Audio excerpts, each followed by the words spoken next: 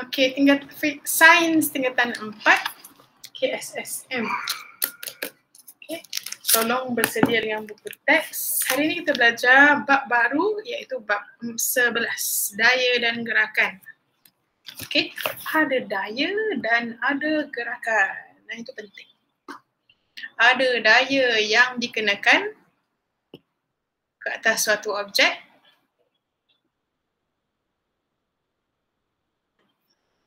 Okay. Semua bersedia dengan buku teks, buka muka surat 224.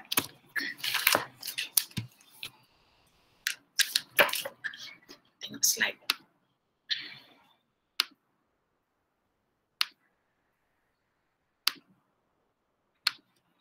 So, daya dan gerakan ni adalah tajuk yang famous keluar dalam exam. Dia akan tanya berkenaan berapakah halaju kereta itu setelah 5 minit bergerak. Contoh.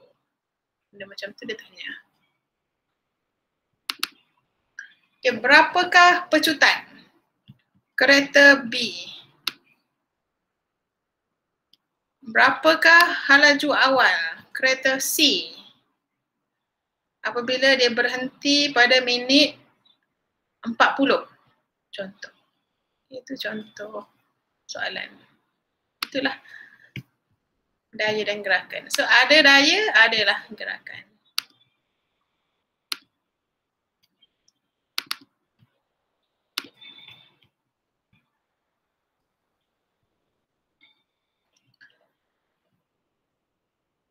Okey, ada gambar basikal pula. Mestilah. Sebab basikal tu kita kayuh pedal dia, kita memberi daya pada pedal tu apa nama Melayu dia? Pengayuh, tempat kayuh. Kamu tekan dengan kaki, bagi daya. Bila ada daya, daya tu memberi gerakan kepada gear-gear. Gear-gear tu bersambung dengan tayar. Okay, tayar pun gerak. So daya dan gerakan tu dia datang bersama-sama. Kita masuk dulu 11.1, gerakan linear. Okay, sebelum kamu boleh faham apa-apa jenis gerakan pun, gerakan ni ada banyak. Ada yang lurus, ada yang bengkok, ada yang bulatan, ada yang oval shape. Okay. Ada yang naik turun, itu oscillation. Okay, gerakan ulang-alik, oscillation. So gerakan ni ada banyak. So yang paling asas sekali kamu kena belajar ialah gerakan garis lurus, iaitu gerakan linear. Apa itu gerakan linear? Gerakan linear ialah gerakan suatu objek dalam lintasan yang lurus. Okey, lintasan. Titik-titik dia, jalan dia tu mesti lurus. Jalan yang lurus, bukan jalan belok-belok. Macam lagu Piramli. Kan pernah dengar ke lagu Piramli? Saya nyanyi kat sini ada yang ketawa pula kan? Okey, gerakan dan jarak dan sasaran. So gerakan-gerakan yang dia punya path, okey. Path tu adalah titik-titik gerakan dia tu yang bukan straight line, tidak lurus, ada kona sikit. Gerakan membulat, gerakan bengkang-bengkok, gerakan ulang-alik, ke depan, ke belakang, ke depan, ke belakang. Semua tu bukan gerakan linear. Gerakan linear mesti lurus. Okay, satu arah ke depan lurus. Okay, kalau ada ke depan, ke belakang, ke depan, ke belakang, kita kena pecah-pecahkan dia. Masa dia ke depan tu, kita ambil dia gerakan linear. Masa dia undur ke belakang tu, gerakan linear tapi arah lain pula. So, ke depan balik tu gerakan linear. Okay, itu untuk gerakan yang ke depan belakang, atas bawah, atas bawah. So gerakan linear ni juga bukan ke depan belakang saja, atas bawah pun gerakan linear juga. Selagi dia bergerak lurus ke atas dan lurus ke bawah. Lurus ke atas tu macam balloon naik, naik. Okay, hot air balloon naik ke atas, gerakan linear. Okey, gerakan linear turun ke bawah macam apa? Batu jatuh, graviti tarik, pam, jatuh. Okey, lurus juga ke bawah. Okey, ke kiri ke kanan tu biasalah kita jalan ke kiri, jalan ke kanan, naik basikal ke kiri, naik basikal ke kanan. Utara, selatan, lurus juga. Okey, selagi dia lurus pada orientasi apa-apa pun kita namakan ia gerakan linear.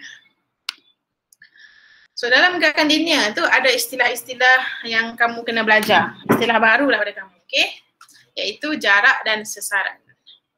Okey, untuk tajuk ni, jarak dan sesaran adalah dua benda yang berbeza. Jarak ni benda biasa kamu dah belajar. Jarak ialah jumlah panjang lintasan gerakan suatu objek.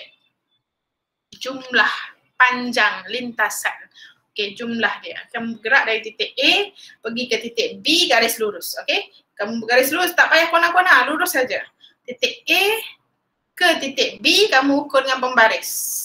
Ukur dengan pita ukur. Kalau panjang sangat, pakailah pita ukur yang panjang. Okay, berapa meter kamu bergerak? 1 meter ke, 2 meter ke, 3 meter ke? Itu adalah jarak. Okay, jumlah panjang lintasan gerakan suatu objek. Okay, contohnya kat sini. Okay, rumah ke sekolah. Okay, mula rumah dia, sekolah akhir dia. So, jarak oleh Ali dari rumah ke sekolah adalah 80 campur 80, 160 meter. Jumlah lintasan gerakan suatu objek. Nampak? Lurus ke kiri, lurus ke barat, lurus ke utara. Okay, utara ni. Tengok kompas dia.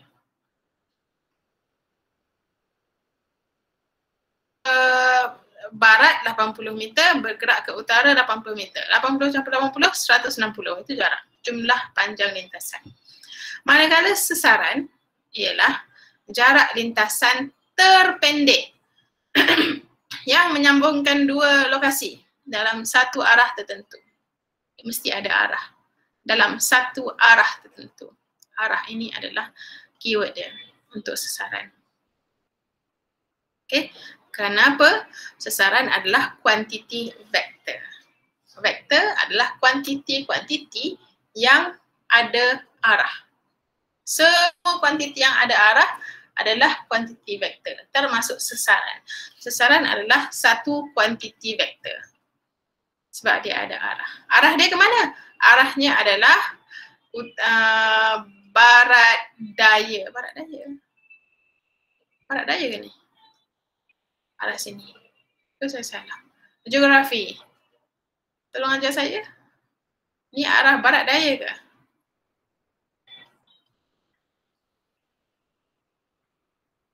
Belajar geografi kan? So sesarannya ialah 113.14 meter. Macam mana dapat ni? Pakai Pythagoras theorem. Teori Pythagoras. 80 square campur 80 square punca kuasa 2 dapatlah 113.14. Itu adalah sesaran. Jarak terpendek, lintasan terpendek yang menyambungkan titik awal ke titik akhir.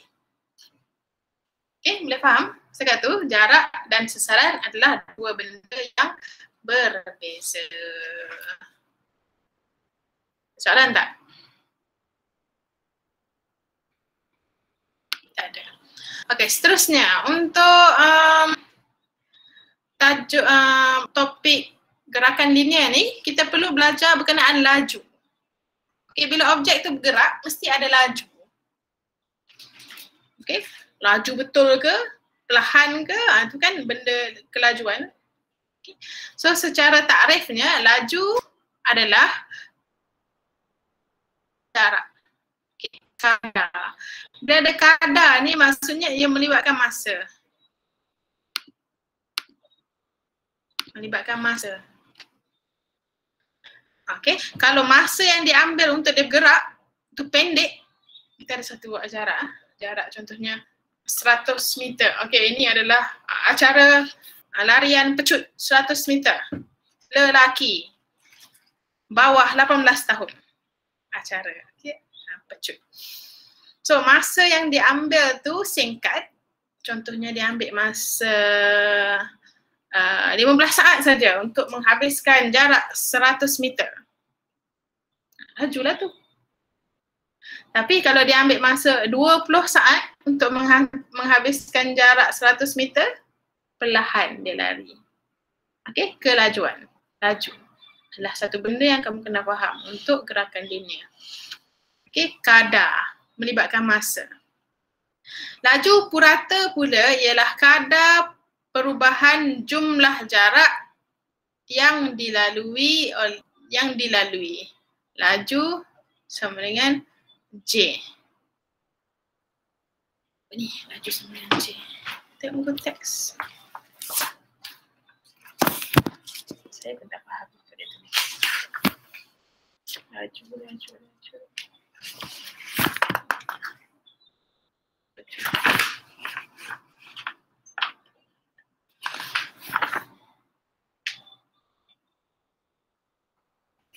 Okay, tengok buku teks, muka surat 228.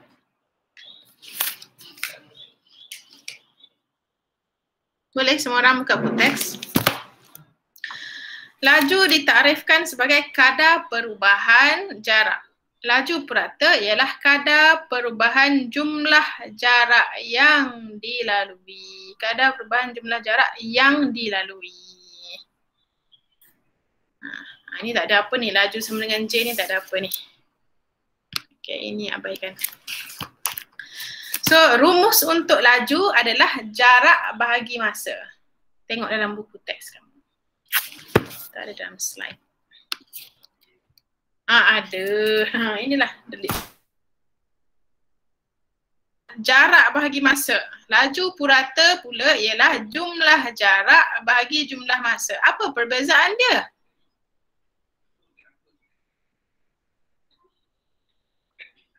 Unit SI bagi laju dan laju purata ialah meter per saat. Okay, ini adalah unit SI, Standard International. Meter per saat. Mesti jarak tu mestilah dalam unit meter dan masa mestilah dalam unit saat. Tak boleh unit lain. Kalau jarak kamu guna unit kilometer, boleh. Tapi dia bukan lagi unit SI. Ya, unit yang diterima tapi bukan unit SI. Jadi kalau soalan minta, kirakan laju kelajuan larian Ahmad dalam unit SI. Unit SI tu kamu kena guna unit meter per saat lah. Di mana jarak tu mesti dalam unit meter dan masa mesti dalam unit saat. Kalau jarak yang diberi dalam soalan tu dalam unit sentimeter, kamu kena tukar. Macam mana nak tukar sentimeter ke meter? Sentimeter ke meter bahagi 100. Okey. So kedudukan pelari yang sedang berlari daripada 0 meter sampai ke 100 meter. Daripada 0 ke 10 meter tu masa yang diambil adalah 6 saat. 2 saat. Okay, daripada 0 ke 50 meter 6 saat. Daripada 0 ke 100 meter 10 saat. Okay. So kenapa ada istilah laju purata pula ni? Laju purata ni diadakan sebab biasanya dalam apa-apa situasi pergerakan objek pun objek tu dia mesti bergerak dalam keadaan laju yang tak sekata. Okey, maksudnya kat sini contoh orang ni nak berlari. Pada permulaan larian dia tu mestilah perlahan. Okay, dia bermula daripada 0 meter per saat. Laju dia 0. Okay, bila dia start lari tu mesti perlahan. Okay, bila dia lari makin lama mesti makin laju sebab dia menambah momentum pada diri dia. Untuk permulaan tu perlahan dia punya laju. Tak laju sangat. Okay, slow. Sebab dia ada inertia. Okay, badan manusia ada inersia. Kita dah belajar berkenaan inersia. Okay, inersia dalam badan manusia tu menghalang, okay? Menghalang manusia daripada bergerak. Jadi kaki manusia ni perlu meloncat dengan kuat perlu memberi daya yang kuat untuk menolak diri dia bergerak ke depan. Jadi Ali ni, orang dia ni. Orang ni perlu apply daya kepada kakinya untuk tolak diri dia bergerak. Jadi laju tu semakin lama semakin bertambah. Laju dia bertambah. Jadi di sinilah maksud saya, laju seseorang tu tidak sekata. Dia bermula dengan laju yang perlahan, makin lama makin laju. Jadi kita perlu cari laju purata dan pergerakan. Jadi nak cari laju purata, kita cari jumlah jarak semua sekali. Berapa jarak dia dan berapa masa yang dia ambil. Okey, laju purata. Okey, ada soalan ke? Tak ada juga. Madam. Tak ada. Okey, terima kasih. Seterusnya, seorang pelari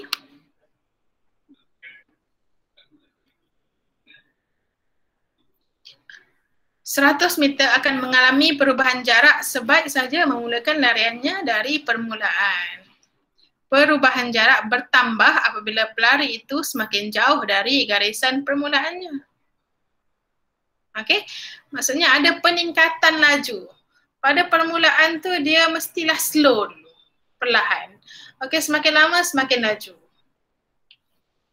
Laju pelari itu boleh ditentukan melalui jarak dan masa yang dicatatkan. Berikut menunjukkan contoh pengiraan laju pelari di atas. Okey, laju pelari pada kedudukan A. Okey, kedudukan A mana?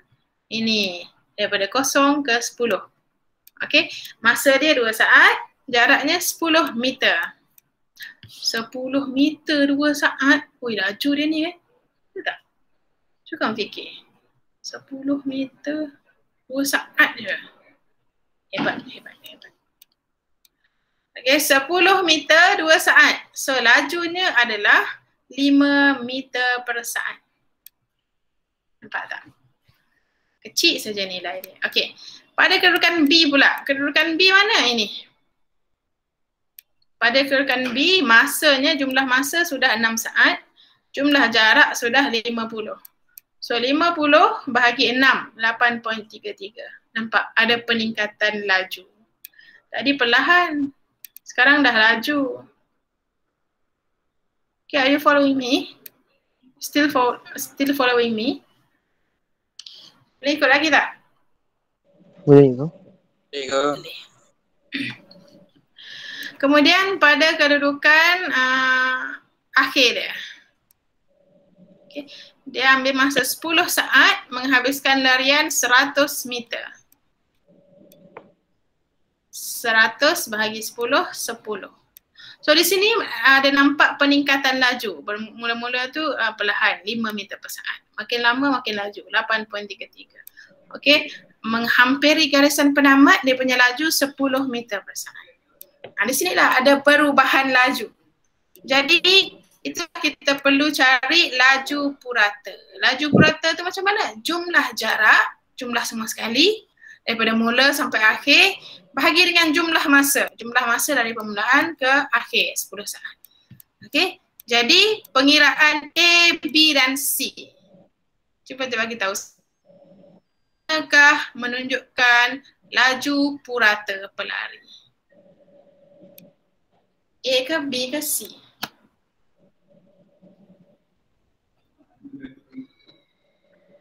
Laju purata. Yang mana menunjukkan pengiraan laju purata? A ke B ke C?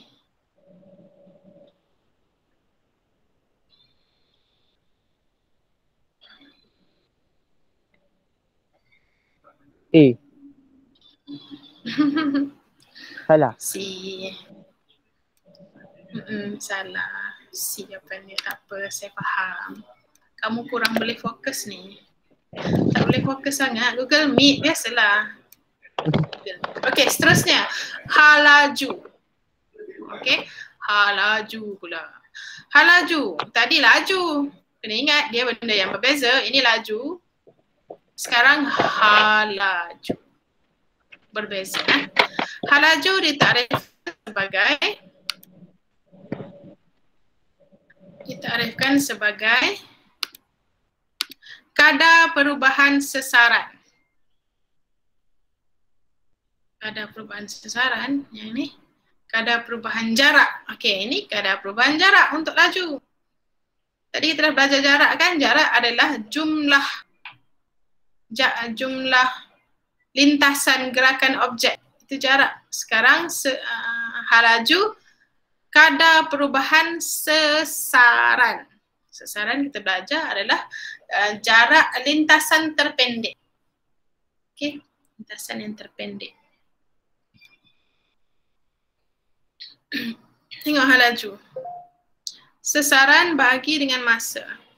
Unit SI bagi hal laju adalah sama dengan laju meter per saat. Unit dia masih sama. Okay, daripada kosong ke A masa dia 2 saat. A ke B juga 2 saat. B ke C juga 2 saat. Okay, jumlah jarak, jumlah sesaran adalah 12. Jumlah masa adalah 6. 2 tambah 2 tambah 2, 6. 12 bahagi 6 sama dengan 2. Tapi kalau kamu jawab 2 saja, itu adalah laju. Okey, untuk menjawab soalan hal laju, kamu kena bagi arah gerakan. Arah gerakan di sini daripada gambar tu ke sana utara. So kereta bergerak ke hadapan, ini adalah ke timur. Arah timur, kereta bergerak ke arah timur. So jawapan akhir kamu ialah 2 meter per saat ke arah timur. Barulah itu jawapan hal laju. Hal laju ni mesti ada arah. Sebab sesaran tu ada arah. Hal laju takrifnya adalah kadar perubahan sesaran. Kita tengok balik sesaran dia ada arah. Mana dia ni? Sesaran ada arah. Okey. Jadi apa-apa kuantiti yang menggunakan sesaran dalam rumusnya macam ni, hal laju. Hal laju kadar perubahan sesaran, ada sesaran. So hal laju juga ada arah. Sebab sesaran ada arah. Hal laju pun ada arah. So jawapan untuk hal laju kereta ni ialah jumlah sesaran 12 meter bahagi dengan jumlah masa. Okay, jumlah sesaran 12, jumlah masa 6, dapatlah 2 meter per saat ke arah timur. Okey? Boleh? Boleh, cikgu. Seterusnya, makin susahlah ni. Apabila objek bergerak, mesti ada pecutan pula. Apa itu pecutan? Pecutan ialah Kadar perubahan hal laju. Yes, kadar perubahan hal laju. Okey, hal laju tu berubah. Macam kes yang tadi. Yang ni. Mana dia? Yang ni. Okay, kes yang tadi. Mula perlahan, lama-lama makin laju. Ini menunjukkan ada pecutan dalam pergerakan ni. Okey, kadar perubahan hal laju. Hal laju dia tu bertambah. Tapi bertambah pada kadar yang macam mana? Bertambah banyak ke bertambah perlahan? Kita tengok pada pecutan. Suatu jasad atau objek yang mengalami perubahan hal laju dikatakan mempunyai pecutan. Pecutan ditakrifkan sebagai kadar perubahan hal laju. Macam mana kadar perubahan hal laju? Tengok contoh. So pecutan adalah perubahan hal laju bahagi dengan masa yang diambil. Macam mana nak kira perubahan hal laju? Perubahan hal laju dikira dengan mengambil kira hal laju akhir dan hal laju awal. So hal laju akhir berapa nilai dia dan hal laju awal berapa nilai dia? Kamu tolak dua tu. So tengok dalam gambar ni, situasi dalam gambar rajah. So hal laju awal, seorang lelaki mengayuh basikal adalah 0 meter per saat.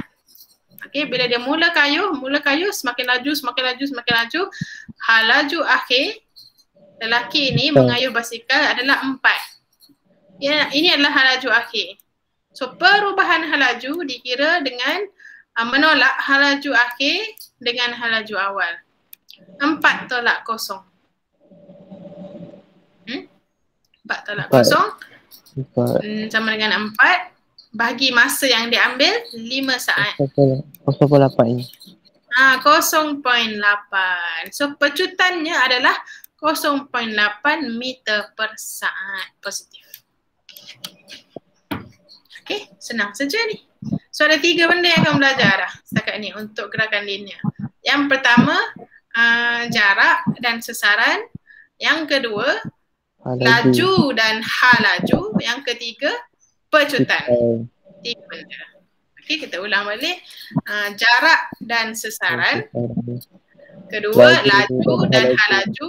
Yang ketiga, pecutan. Okay. Dan pecutan ni juga ada nilai negatif. Ada nilai negatif. Okey, bila kamu kira pecutan tu kamu dapat nilai positif.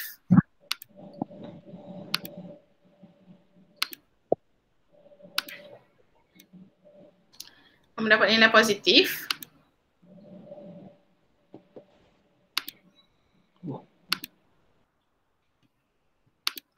Itu menunjukkan laju meningkat. Ada peningkatan laju. Maksudnya daripada perlahan, dia bergerak semakin laju. Namun jika brek basikal ditekan, pergerakan basikal menjadi perlahan dan laju basikal akan berkurang. Okey, dalam kes ni semakin perlahan. Di permulaan gerakan tu laju, semakin lama semakin perlahan. Itu kita namakan nyah pecutan. Okey, nyah pecutan. Kalau pecutan, ia mesti positif. Dia menunjukkan laju dia bertambah. Tapi kalau nyah pecutan, ia menunjukkan dari segi nombor dia mesti bernilai negatif dan dari segi gerakannya kamu boleh nampak dia semakin perlahan. Penggunaan rumus dapat menunjukkan perubahan laju dan pecutan suatu objek berlaku dengan lebih jelas. Masalah gerakan linear ini juga kerap berlaku dalam kehidupan seharian kita. Menyelesaikan masalah melibatkan laju purata, laju dan pecutan dalam kehidupan harian. Contoh, okey, kita selesaikan soalan. Contoh 1. Seorang murid telah menyertai acara larian 100 meter. Dia telah mencatatkan masa 12.58 saat dalam acara tersebut. Berapakah laju purata lariannya? Okey, soalan ni soalan mudah. Jadi kita guna rumus sahaja. So, laju purata sama dengan jumlah jarak bahagi dengan jumlah masa. So jumlah jarak 100, jumlah masa 12.58. Kita kena pastikan unit. Ini adalah ini benda yang pelajar selalu buat salah. Unit. Biasanya soalan exam dia tak bagi straightforward. Macam ni straightforward. Meter, 100 meter, 12.58 saat. Okay. Kalau dia nak trick kamu, dia bagi dalam unit sentimeter pula. Ataupun dia bagi dalam unit kilometer. 0.1 kilometer. Seorang murid telah menyertai acara larian 0.1 meter contoh. Okay. Dia saja nak bagi susah supaya kamu, kalau kamu cuai, kamu salah lagi lah. Kamu ambil nilai 0.1 bahagi dengan 12.58. Salah lah. Kamu kena pastikan unit. Unit meter dan unit saat. Yes. Kalau dia kena unit SI, maka jawapan akhirnya unit SI juga. Dia mesti betul. So bahagi dua ni dapatlah 7.95 meter per saat. Senang kan? Contoh 2. Sebuah kereta, okey. Saya rasa macam ni. Kamu perlu salin perlu salin. Contoh 1. Salin dalam buku. Atau kamu pakai test pad kan? Salin dalam test pad. Sebab apa? Soalan-soalan pengiraan ni kalau walaupun kamu sendiri tak buat, tak tulis, tak tekan kalkulator, kamu takkan dapat. Okey, akan tiba masa dalam exam kamu akan lupa. Jadi untuk mengelak benda tu, saya sarankan kamu salin. Salin contoh 1 nanti, okey? Lepas kita habis sesi Google Meet. Contoh 2. Sebuah kereta bergerak dari titik A ke titik B yang berjarak 800 meter dalam masa 65 saat. Masa dia 65 saat, unit betul. Kemudian kereta itu berpatah balik dari titik B ke titik C. Ni kereta dari rumah. Okey, rumah dia nak pergi sekolah. Ni sampai ke sekolah. Sampai ke sekolah, anak dia cakap, "Mak, tertinggal pensel." Okey, mak dia pun patah balik pergi kedai beli pensel. Macam itulah cerita dia.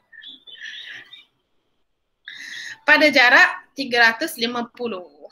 Kemudian kereta berpatah balik dari titik B ke titik C pada jarak 350. Dari titik B ke C, 350 jarak dia. Jadi kamu boleh ambil pensel, kamu buatlah. Tulis A ke B 800, B ke C 350. Jumlah jarak ada kat situ. Dalam masa 30 saat. B ke C 30 saat saja. Daripada A ke B lah 65 saat. So masa tu pun berbeza-beza. Berapakah laju kereta itu pada titik B? Laju kereta itu pada titik B. Ini soalan tricky juga ni. Bawa kereta, okey, pergi daripada A sampai ke B, lepas dia patah balik. Kamu rasa kat titik B tu berapa laju kereta tu? Ada laju ke tak ada laju? Bila nak patah balik. Ada ke orang bawa kereta sampai kat satu tempat sebab dia nak pusing balik, terus saja dia jalan. Macam kereta cerita racing kan. Pergi ke depan, alamak dia nak undur ke belakang, dia pusing terus, dia tak stop pun. Kalau dia pusing pun dia mesti stop juga. So laju kereta pada titik B adalah kosong. Laju kereta 12.31. Jarak bagi masa. Laju kereta pada titik B. Oh, bukan kosong ni. Jarak bagi masa juga. Okay, sorry. Laju purata kereta pada titik B. Sepatutnya dia tulis laju purata kereta itu pada titik B. Okay, daripada A pergi ke B, laju purata kereta itu ialah jarak daripada A ke B bahagi masa dia. Jarak dia 800, masa dia 65 saat. Yalah, 800 bagi 65 saat dapatlah 12.31 meter per saat. Okey, soalan B. Tentukan jumlah sesaran yang dilalui oleh kereta itu. Jumlah. Maksudnya daripada awal pergerakan sampai ke akhir pergerakan. Awalnya di A pergi ke B, patah balik pergi ke C. So titik C adalah titik akhir. So jumlah sesaran. Ingat, perkataan dia sesaran. Sesaran tu definisinya adalah jarak terpendek daripada titik awal ke titik akhir. Titik awal ke titik akhir ni kamu ukur direct. Tak perlu tambah semua sekali. Daripada A pergi ke B, B patah balik ke C, tak perlu. Kira balik direct. A ke C adalah jarak AB tolak jarak CB sahaja. Tolak dua tu dapatlah 450 meter. Sesaran. Hal laju. Berapakah hal laju kereta itu? So ini adalah hal laju purata. Okey? Hal laju purata. Kalau kamu tak pasti dalam soalan tu kan dia bagi tahu kita ada banyak poin. Jadi soalan tanya hal laju dari titik mana ke titik mana. Kalau benda macam tu timbul dan it's become very vague, kamu tak berapa jelas, kemungkinan besar soalan tu merujuk kepada hal laju yang purata. So hal laju purata kereta itu ialah kita kena kira sesaran, jumlah sesaran tu daripada awal ke akhir lah. Awal ke akhirnya adalah daripada A ke C. Dia kereta tu memang pergi dari A, pergi ke B, patah balik ke C memang. Tapi itu adalah jarak. Okey, sekarang soalan tanya hal laju. Hal laju melibatkan sesaran. So sesaran kita kira sesaran saja. A ke titik awal ke titik akhir. Titik awal ke titik akhir.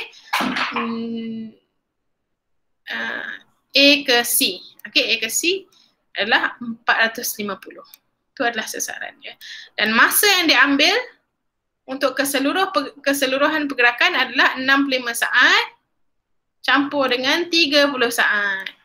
65 saat daripada A ke B, 30 saat daripada B ke C. Campur kedua-dua tu dapatlah 95. 95 saat. Okey, 450 bagi 95 saat dapat 4.74 meter per saat. Okey. So pelajar selalu kena peka dengan apa yang dia kena guna sesaran. Kalau dia tanya laju, kena guna jarak. Itu beza. Beza, ya. Boleh? Boleh kita teruskan lagi? Dah hampir sejam, sikit lagi. Contoh 3, berapakah pejutan Usain Bolt jika berlari dari keadaan pegun dan mencecah laju 10.44 meter per saat di garisan penamat 100 dalam tempoh 9.58 saat. Berapakah pecutan? Soalan pecutan tak?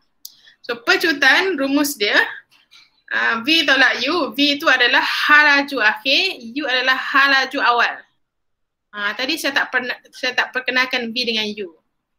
Okey, kita dah belajar tadi pecutan. Pecutan adalah halaju akhir tolak halaju awal. Anda tengok dalam kurangan ni, V dengan U.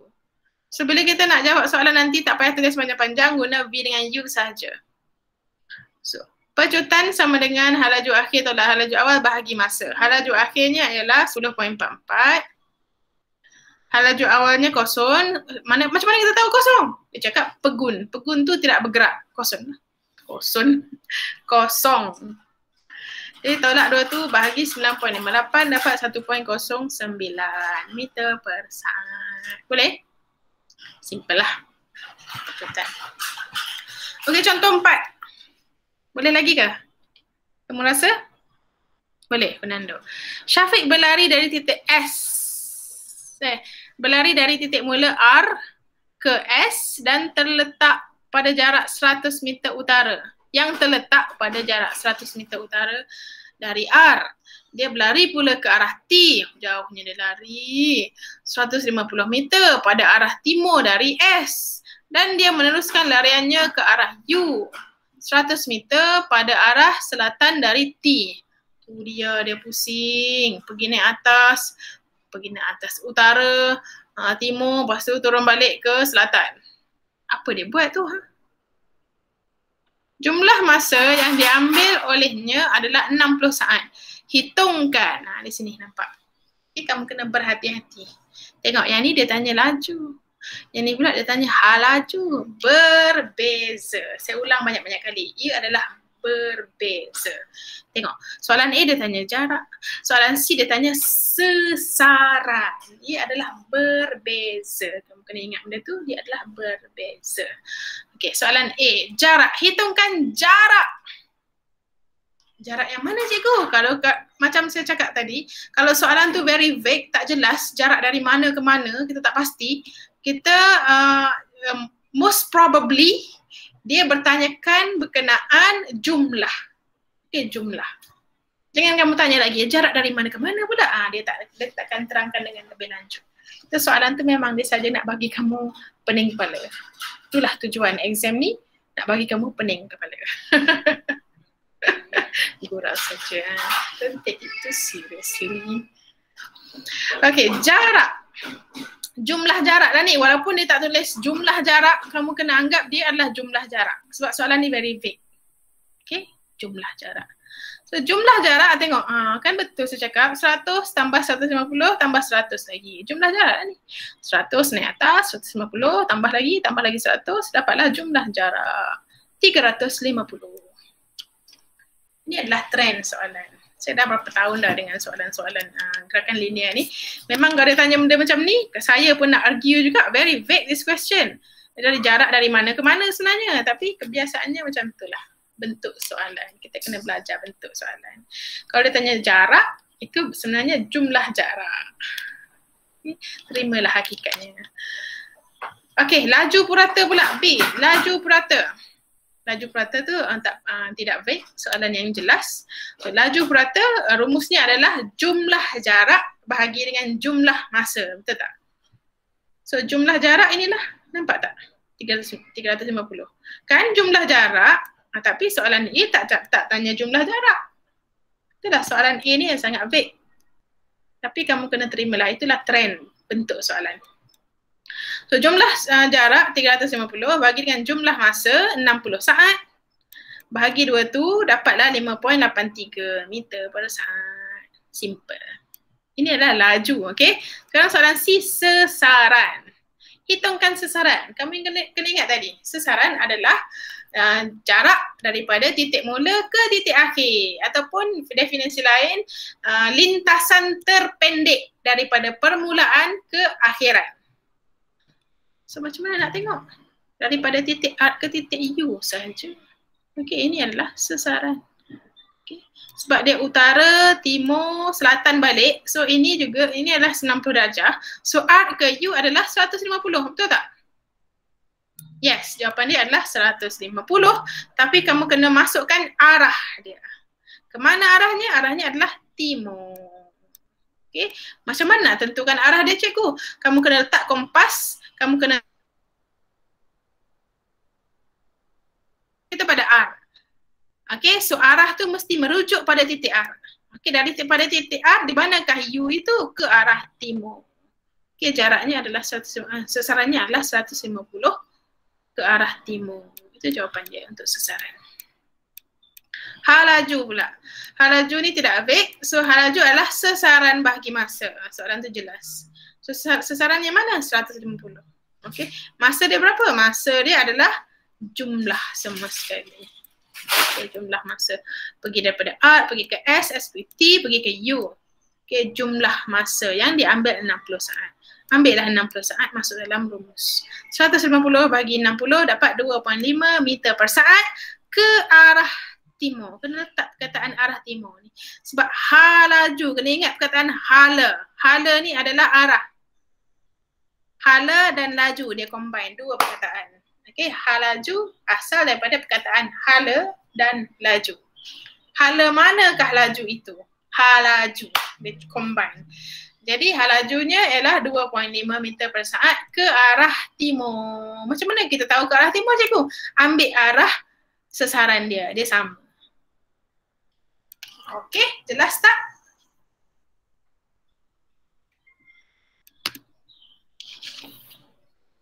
Jelas ke tidak? Jelas, cikgu.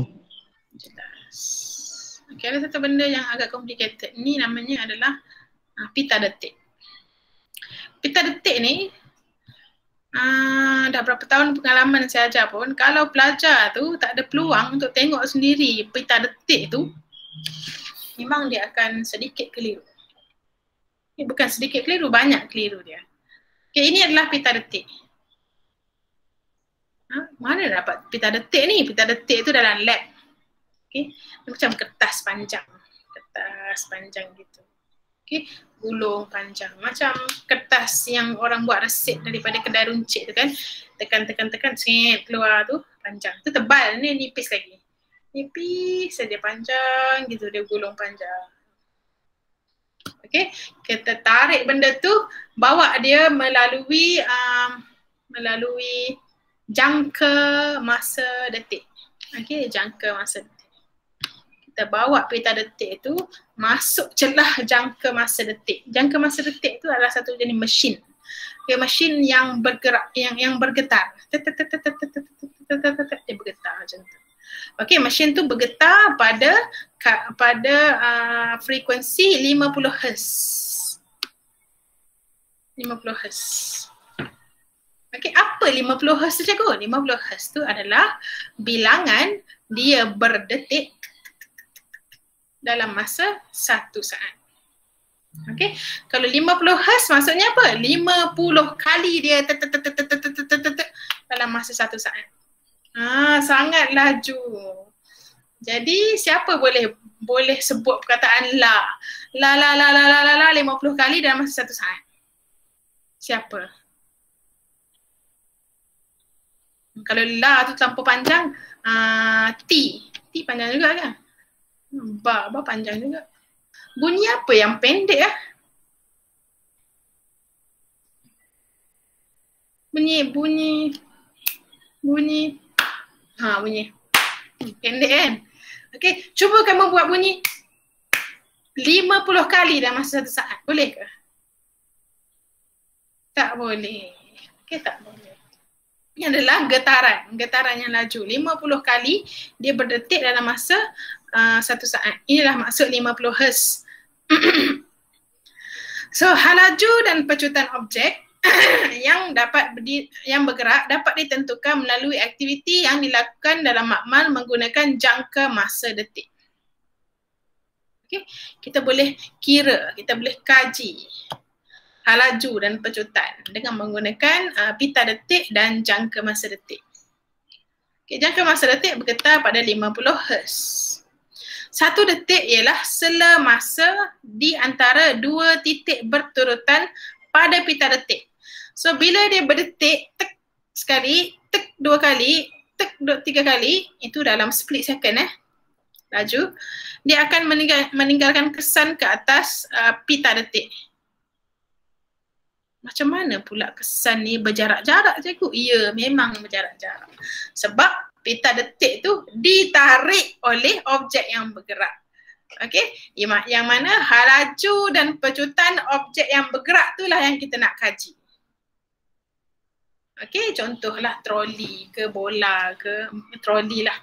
Okey, ada troli yang bergerak, kita nak kaji gerakan dia, berapa hal laju, berapa pecutan dia. Kita tempelkan pita detik tu pada body dia.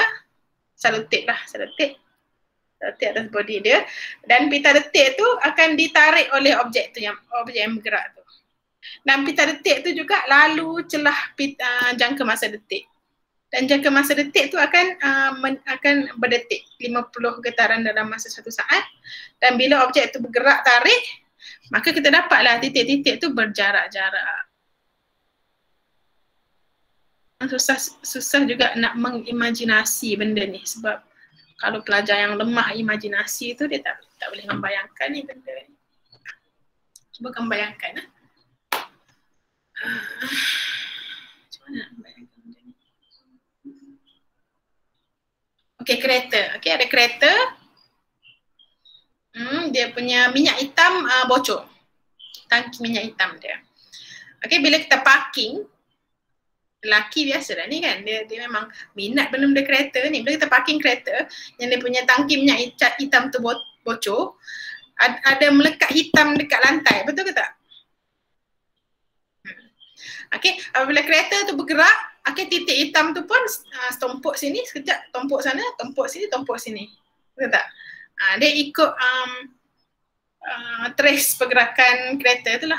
Samalah macam ni pita detik tu. So titik-titik tu, pita detik tu, jangka masa detik memang bergetar pada satu tempat yang sama. Tapi pita detik tu dia lalu.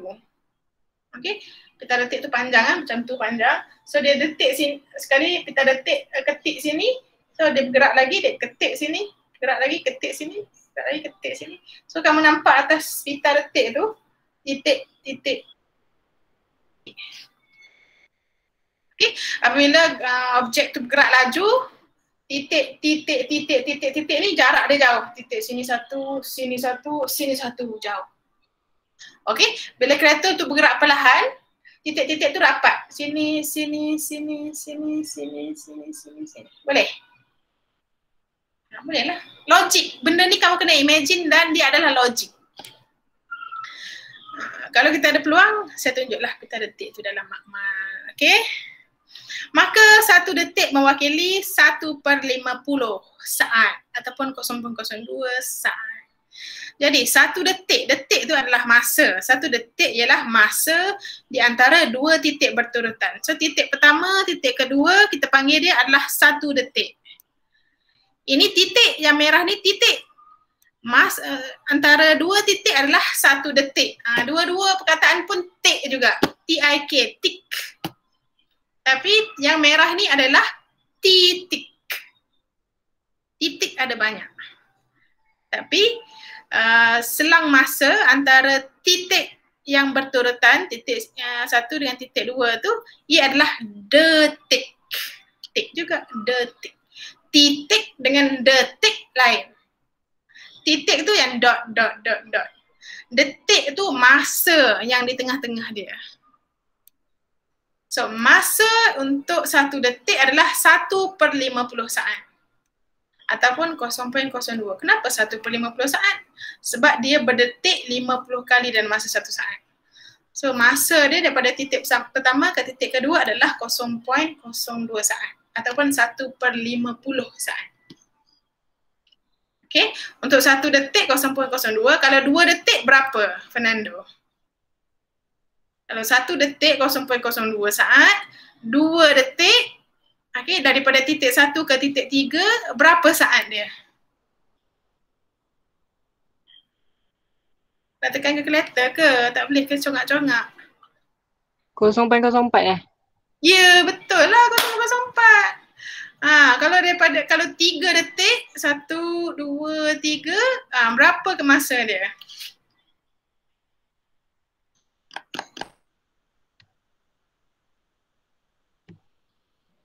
Berapa masa dia?